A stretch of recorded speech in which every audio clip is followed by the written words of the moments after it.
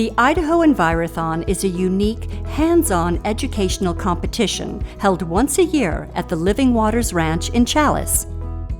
It's such a great event that students and organizers are hoping more Idaho teams get involved. We want as many kids from across Idaho to come and enjoy this setting and participate in this program and just kind of get their hands dirty while they're learning, so to speak. And what a better place to do it. And so we really want more kids involved in this program.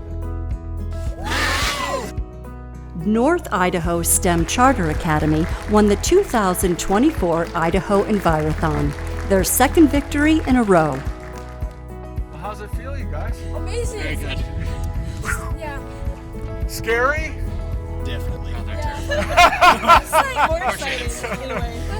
Very much shaking. So. We've grown as a team doing it too. So yeah, friendship is strengthened by doing it too. So it's an amazing feeling.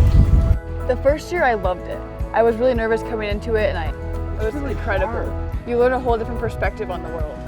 I'm always looking for things that will help my resume for going to college, and I'm looking to go into a STEM career.